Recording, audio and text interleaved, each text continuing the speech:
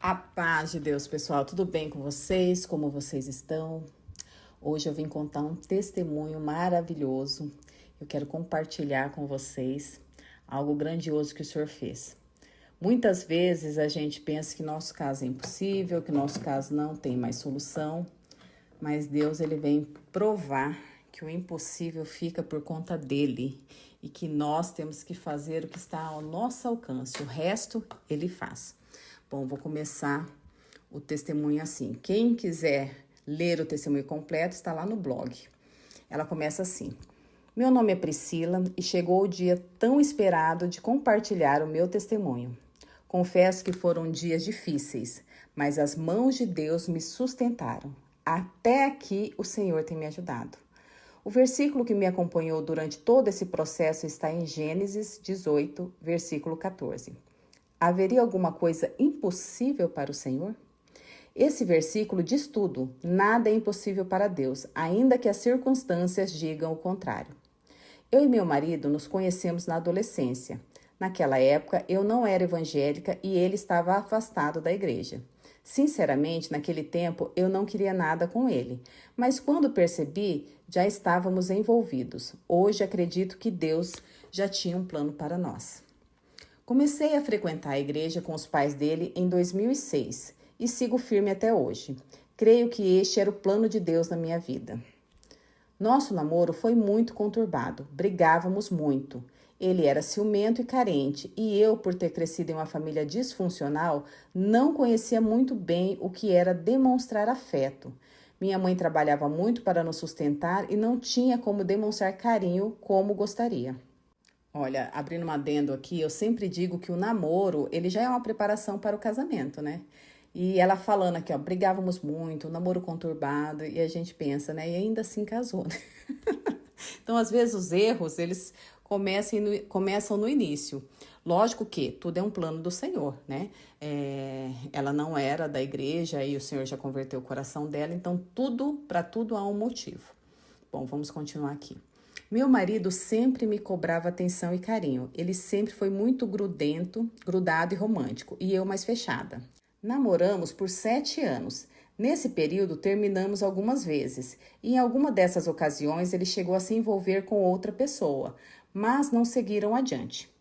Mesmo com tantos conflitos, sempre havia uma ligação muito forte entre nós. Eu sentia que não o completava em muitas coisas, mas mesmo assim não conseguíamos ficar longe um do outro. Meus pais não aprovavam muito o nosso relacionamento por causa das brigas e também por suspeitas de traição. Ele diz que não houve traição, mas para mim era difícil entender como alguém termina um relacionamento e na semana seguinte já está com outra pessoa. A gente sempre sabe, né? Amiga, a gente sempre sabe, né? Mas muitas vezes a gente não quer enxergar. Bom, ela continua. Apesar de tudo, em 2010 nos casamos na igreja evangélica, onde congrego até hoje. Em 2015, aos 31 anos, me tornei mãe. Hoje minha filha tem 10 anos e é o nosso milagre. Ela nasceu com uma má formação no coração, mas Deus a curou. Vivi muitos milagres e recebi inúmeras bênçãos do Senhor. Amo o versículo de Salmo 116, versículo 12. Que darei eu ao Senhor por todos os benefícios que me tem feito? Bom, nos primeiros anos de casamento, tudo parecia maravilhoso, porém as cobranças dele por atenção, carinho até na área sexual nunca cessaram. Para ele, nada era suficiente e eu, por outro lado, não entendia que isso era realmente um problema. Seguimos a vida assim. Éramos muito unidos, fazíamos muitas coisas juntos, viajávamos e eu nunca fui de ficar controlando ou desconfiando dele.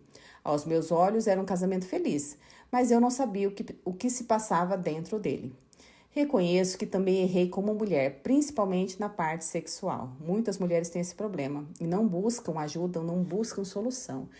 E daí quando agrava, quando a outra pessoa vai embora e procura fora, elas pensam, olha, eu poderia ter procurado ajuda. E muitas vezes, até por tabus, as pessoas não procuram. Mas fica um alerta aqui. Mulheres e homens, procurem ajuda médica quando necessário. Não deixe chegar ao ponto de um casamento ser findado por conta dessa parte. O inimigo, ele age muito nessa parte, nessa situação. Não foi o caso dela, tá? Ela que sim procurou ajuda médica para saber se havia algum problema com ela e não tinha nenhum problema, né? Ela continuou aqui.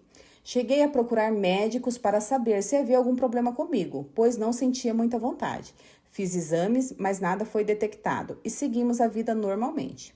Em 2019, meu esposo passou no concurso da Guarda Civil Municipal do Estado de São Paulo.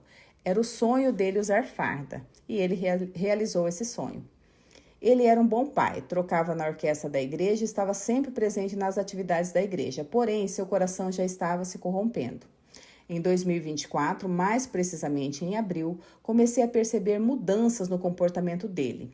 Ele estava frio, distante, não parava em casa e passou a se preocupar muito com a aparência. Aquilo acendeu um alerta em mim. Comecei a questionar o que estava acontecendo, mas ele sempre negava. Com o tempo, a situação piorou. Ele parou de ir à igreja e estava cada vez mais distante. Conversei com minha cunhada e ela me disse: "Eu acho que ele está te traindo." Eu não queria acreditar, mas ela me deu a ideia de colocar um rastreador no carro dele. E foi assim que descobri a verdade. Ele dizia que estava trabalhando como motorista de aplicativo, mas o rastreador mostrava que ele estava sempre no mesmo endereço. Em uma segunda-feira, olha só, eu falo que quando a mulher quer, né, ela descobre, né? Vira uma Sherlock Holmes. Ela prossegue. Em uma segunda-feira, ele disse que estava fazendo corridas. Então, chamei um carro por aplicativo e fui até o local indicado pelo rastreador. Quando cheguei, o carro estava estacionado na rua. Fiquei esperando para ver qual casa ele sairia. E então, eu peguei saindo de uma casa. Não teve como negar. Ele estava tendo um caso. A partir dali, minha vida virou um inferno. É a cruel realidade, né? Você quer saber a verdade, quando a verdade ela vem à tona, ela vem à sua face, aí você entra no deserto. Essa é a primeira fase, né? Sofrimento, dores, né? Todo mundo que está aqui buscando restauração sabe como é que é. Ela continua. Peguei ele outras vezes na casa dessa mulher. Cheguei a conversar com ela e ela disse que ele havia contado que não era casado, que estávamos separados há 2 anos. Eu disse que aquilo era uma mentira, pois não faria sentido eu estar ali se estivéssemos separados. Mesmo sabendo da verdade, ela continuou com ele. Gente, olha, sinceramente, eu não faria isso, né? Procurar outra mulher para conversar é só pra gente passar vergonha, porque no fundo elas sabem, né? No fundo elas sabem. Mas a gente quer, né, a comprovação, quer ali tentar resolver e não adianta. Nesse caso, é só Deus. Evitem contato com outras mulheres. Irmãs, eu vivi dores terríveis. Chorava todos os dias e emagreci quase 10 quilos. Mas graças a Deus não entrei em depressão, porque eu tinha uma filha para criar. Foram meses muito difíceis. Esse homem se transformou em outra pessoa. No primeiro dia de 2025, precisei registrar um boletim de ocorrência contra ele, pois ele chegou a me ameaçar, consegui uma medida protetiva e foi assim que consegui tirá-lo de casa. Foi aí que meu deserto começou fora de casa. Detalhe, tá? Ela mora na casa dos pais dele. Ela mora no quintal da casa dos pais dele. Outro conselho, jamais construa casa no quintal ou terreno de outra pessoa, porque a casa não será sua. Mas os pais dela, os pais dele gostam muito dela e, né, têm respeito e sabem realmente o que aconteceu. Mas não façam isso. Bom, ela começa, né? Foi aí que meu deserto começou com ele fora de casa. Ele não queria cumprir as obrigações como pai, não pagava as parcelas do carro que estava no meu nome, estava agressivo e perturbado. Mesmo com a medida protetiva, ele tentava voltar para casa. Mas com o tempo, comecei a me firmar em Deus. Detalhe, ele queria voltar para casa para ficar na casa que era dele. Ele não queria voltar para ela, tá?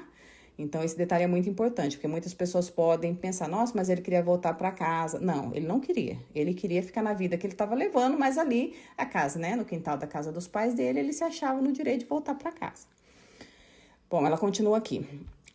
Fiz muitos propósitos de oração e Deus sempre falava comigo que ele iria agir, mas que eu precisava passar por aquele processo, pois seria um grande testemunho. Foi nesse período que eu realmente conheci a Deus, não apenas de ouvir falar. Foi nesse período que eu comecei a ter mais intimidade com ele. Realmente, na hora que a gente não vê mais solução, é a hora que a gente se achega em Deus, mesmo estando dentro de uma igreja. Eu cresci espiritualmente, Deus foi me fortalecendo, comecei a cuidar de mim e da minha filha. Voltei a viver minha vida, viajei, estudei, me envolvi mais na obra do Senhor e aos poucos fui sendo curada. Enquanto isso, a fantasia que ele estava vivendo começou a ruir. Ele começou a adoecer, desenvolveu depressão alta e a sua vida financeira entrou em um caos. Chegou a dever para agiotas e a família dele precisou pagar a dívida para evitar algo pior. Enquanto isso, eu estava em paz, descansando no Senhor. Nessa fase do agiota foi uma fase muito conturbada e ela sempre pediu orientação pra gente o que ela deveria fazer. Eu falava pra ela, quem fez a dívida é ele, então é ele que tem que pagar. Não adianta você se endividar, porque ela também não tinha dinheiro para pagar. Então o que adianta ela se endividar para pagar as coisas dele, sendo que ela nem estava com ele. E ele pedia para ela pagar, mas não, ela se manteve firme e no fim a família teve que pagar com medo de que acontecesse alguma coisa com ele. Ela continua, confesso que já não me preocupava mais com a restauração do casamento. Se acontecesse amém, eu havia entregado tudo nas mãos de Deus. Foi então que algo mudou. Ele começou a se incomodar com a minha mudança e dizia coisas como, quando estávamos juntos você não se arrumava assim, agora está mais bonita, mais corajosa, mas eu não dava muita importância. Então fiz uma campanha de 10 dias de oração pedindo uma direção a Deus. Comecei no dia 6 de fevereiro e no dia 13, durante a madrugada, Deus falou comigo de forma muito especial. Disse que naquela semana seguinte eu teria uma surpresa. No último dia da campanha, dia 16, ele apareceu pela manhã na minha casa pedindo para voltar. Detalhe, ele já havia pedido para voltar antes e ela ficava com medo por conta de tudo que tinha acontecido. E nós, aconselhávamos ela dizendo que se ele quisesse voltar, ele poderia voltar sim, mas voltar para o casamento, não voltar para casa e continuar fazendo as mesmas coisas, né? E ela deu abertura e ele não quis voltar. Ele ficava enrolando ela. Não, eu vou voltar tal dia, vou voltar. E não, enrolou. Então, nós falamos, desiste, ele não quer voltar. Homem que quer voltar, pega as coisas e volta, né? Por quê? Porque ele ainda estava com a outra mulher. Ele tinha alugado uma casa, né? Estava tudo o nome dele. Por isso que ele se endividou. E aí, ela fez essa campanha e as coisas começaram a mudar na vida dela. E daí ela continua.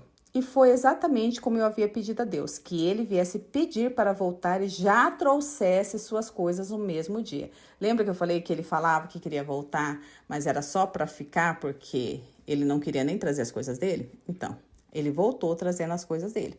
E foi assim que Deus fez. Deus é maravilhoso, gente. Quando a gente pede as coisas para Deus, o Senhor faz. A gente tem que ter fé, porque é só o Senhor que pode mudar a situação.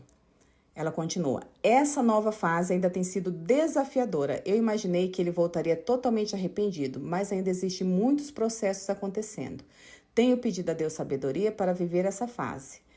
Eu sempre digo que a quarta fase é uma das mais desafiadoras, porque a gente pensa que a prova acabou. Não, né? Acontece que a reestruturação familiar ela está começando e vão ter algumas dificuldades, mas não significa que o Senhor não fez a obra, o Senhor trouxe, né? Está lá. Ela coloca aqui, confesso que não tem sido fácil, mas eu creio que Deus está no controle de tudo. E foi Deus que trouxe de volta. Eu acredito que o tempo e as coisas vão se encaixando. No fundo, o Senhor coloca tudo no lugar. Não tem nada que o Senhor não possa resolver. O Senhor é maravilhoso.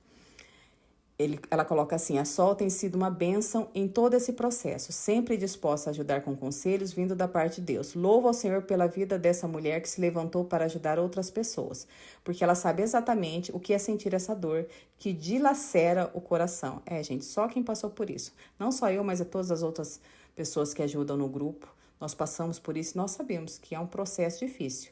Mas com Deus, nós não temos perdas. Deus, ele só nos traz lucro. Ele só nos traz milagres. Se a gente crê, o Senhor faz a obra.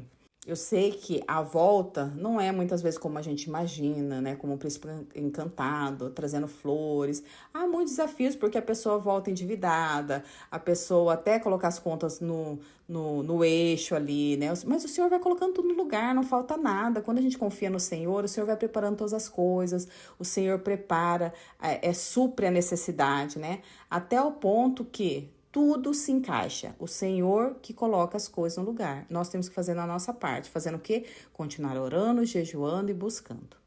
E ela continua, né? Ela acha que essa obra, eu creio que a obra será completa, porque aqueles que esperam no Senhor têm suas forças renovadas todos os dias. Deus seja louvado. Quando ele fala, ele cumpre. Então eu digo a vocês, não desista do seu casamento.